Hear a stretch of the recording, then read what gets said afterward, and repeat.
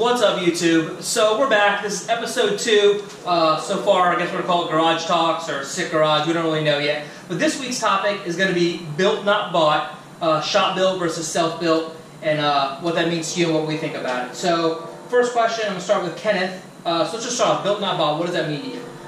Built, not bought. I mean, you can go out and buy any car and say that it's built because it's already got like a turbo kit or something on it. Or you can go out and buy like I have a Lexus and then build it yourself or take it to a shop and get it built. So in your opinion, so going out and buying a car that already makes a 500, 600, whatever horsepower, that's built, not bought to you. If you already buy it, drive it, it's already been done. Yeah. Alright, Lewis, what do you think? I feel something similar. I mean, you can, like you said, you can buy a built car. You can buy a used UGR Lambo and you can say, I'm a car guy. Props to you, you can afford it and you're a car guy too. But you can also, on the other side of the spectrum, have a Civic worth $1,500 and spend $200 on all these parts that you could probably find at CVS. Yeah. Put it together and that's true. who cares if you put an intake on your car? That's it's not really built. Alright, Zach, so what does it mean to you? I think anybody like this that can go out and buy a 1,000 horsepower Supra for 60 grand, or they can buy like a stock car like me or Kenneth. We bought stock cars and slowly building them ourselves. Yeah, I agree. Yeah, I think that's what it means to me too. I think like if you go out and you buy a car that already has whatever horsepower and it's done, you drive it, that's built, not bought. Yeah, so, for sure. or bought, not built. Yeah, fine. Either way, right? So Zach, let me ask you, does the type of car matter? I think so for sure. I wrench on my Cobalt, people wrench on their Hondas and their driveways or garages, but if I had a GTR or a Lambo, I'm not wrenching on that. Right. There's too much of a margin for error in it to be And costly. the cost difference between parts are ridiculous. You know, if you mess up a part on a Honda, there's 1,000 Hondas, there's a million parts. But if you mess up a part on, say, a Supra, I mean, I don't work on my own because of that reason right there. If I break a part that's in the Supra, like I can't replace it. So, what do you think, Liz? For sure, because you remember your Evo? I mean, we used to do stuff to the Evo, used to do stuff to Genesis, but when it comes to the Supra, you mess up, it could be a couple grand. You throw a turbo kit on a Supra and forget to hook up the wastegate and the overboost. Right, overboost and blow a motor and then you're done.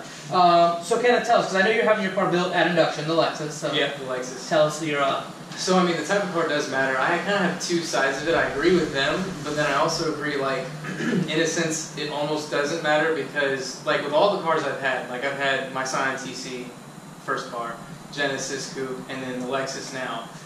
Each time I've had them, I didn't know anything about them, and I just went out and just did my research and kind of figured out how to work on it and did it myself. So on both sides, yes and no, kind of.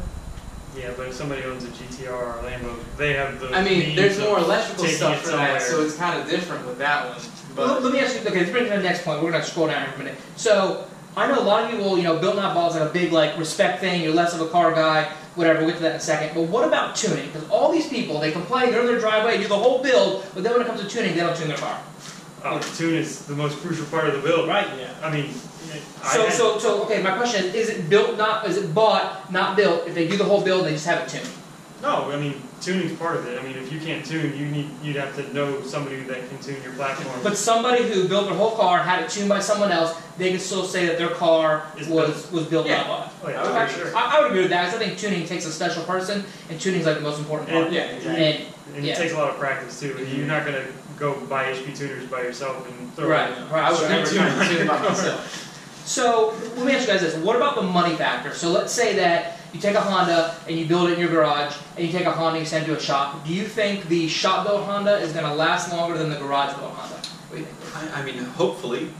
Another thing, I mean, with Hondas, it depends on which kind, obviously, because you do have Hondas that are worth a decent bit and make quite a bit of horsepower once you actually build them. But if you have a cheap Honda and you're doing stuff like intake, exhaust, headers, stuff like that, it doesn't really make sense to bring it to a shop because it's such a simple thing to do. Same thing with the coilovers. Coilovers is simple to do. I've done a bunch of sets of coilovers, but if you are going to put a turbo kit on like the Supra or a GTR or build something inside the engine, I would send that out somewhere just because I don't have the knowledge. But I mean, the thing is too is the money. Like, how much money are you willing to put in the project? Right. Like, anybody can have a Honda and go buy a B18 or F. Yeah, and to add to the money factor, like when you buy a car and you got to build it in your garage, let's say you don't have anything, you got to get tools, you got to get everything. Like you go to a shop, they have it all. Yeah, I mean, you got to pay to play. Right. Yeah, Pay that's play. exactly right. So, all right. So I've got a next question. I'm going to start with Zach. So what about people who don't have time? You have like a true car guy, but he's got a family, he's got kids, he loves cars, but he has no time to build it himself. And then he goes to meet people, talking shit, saying, it's built not bought or bought not built, and but he's like, well, I don't have time, and I had a shop do it professionally. Does that make him less of a car guy? No, not at all. Because he has the means, he has the passion for the community, and he wants to be a part of the community. Yeah. Those are the people that make the community better, Right. because they come to places with a professionally built car. It looks good, it sounds good, it runs good, and people are like, that's how shops build reputation. Yeah, and that's something we got to try to bridge in the community. I think there's a big a gap where people are just not respectful, less of a car guy for all these different reasons. When he loves cars, Yeah, I love sure. cars, but I'm not going to work on the Supra here and mess anything up for cars I can't replace. Yeah, exactly. I have Oh, 100%. I mean, a lot of these are going to be, it depends on what you're working on and what you're doing to that car. So, I agree. I mean, and I relate to that because I am that person. I don't have any time. I mean, I work 90 plus hours in 2 weeks at a body shop, and I don't have any time usually in the end of the day to do hardly anything. So for me, getting it built at a shop doesn't make me less of a car guy because I can still do most of the stuff. Like I don't know all the torque specs and everything for Right. inside the motor. That's all stuff I could look up and eventually learn because I have the tools at work. Right. So- And you're getting ready to drop $20,000+ on a build. So let's Yeah. take somebody like Kenneth who works 100 hours a week, going to take his hard-earned money, spend 20 grand on. You get a super engine. What kind of transmission you get? You got I have a BMW 5-speed, which Okay. I'm trying to find out what clutch to use. If you have an idea, let me know.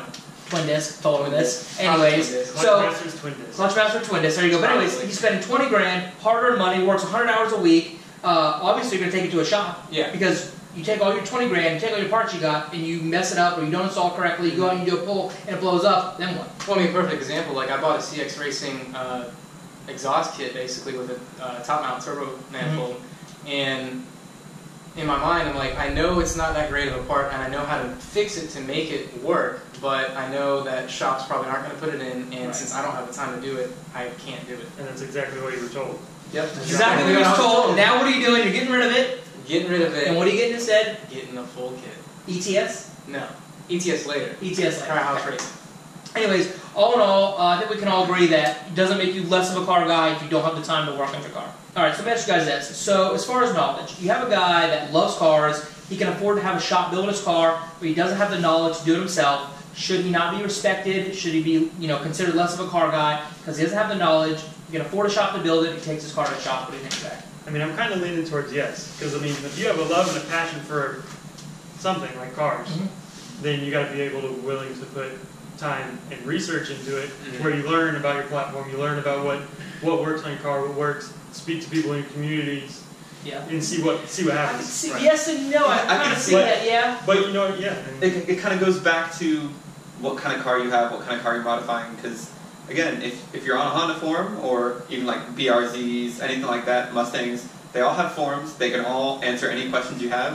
When you start getting to higher end builds like the Supra or the GTR, a Lamborghini, you don't have as many people doing it because it costs so much money. And the people that are doing it aren't just posting it all over the place, you know what I mean? And So you sometimes they're not the nicest. Right. So you think with cars like that, like you said, that are less common, like Hondas or Supras or whatever the case may be. So if you take a Supra, you think there's not enough people that's building them to get knowledge from? I feel like Supras, there are. Sometimes they're not the nicest guys to talk to in the community. No offense. But no, seriously, some people are stuck up about it, and Right. I think it's less about going outside and seeing who can you disrespect Yeah. compared to, I mean, the guy loves cars, Right. you like cars, get along with that. If you don't like something he's doing, just leave. Yeah, I agree. It's, we all love cars. It shouldn't be about a whole built not bought thing. But what do you think, Kevin? I mean, I agree with both of them. Going to a shop and getting it done just because you don't know the knowledge doesn't make you less of a car guy. It makes you just as much of a car guy as anyone else, even though you don't know the knowledge. Yeah, but I mean, I'm having my car built at a shop, but I've still done the research. I've done all I need to do to make sure I'm ordering the right stuff. So when I do build my car, Right. nothing's gonna fail. So I mean, that's why it's taking a bit longer. Okay, well, that's a good point. Let me bring me my next question. Let me ask you this. So I think there's two types of built not bought people then. Let's say you have a guy who takes his GTR, drops off the shop, he's rich, he says, bring me my car back, I want $1,200. He gets his car back, he gets $1,200, he goes to the local car meet, someone asks him, what's done to your car?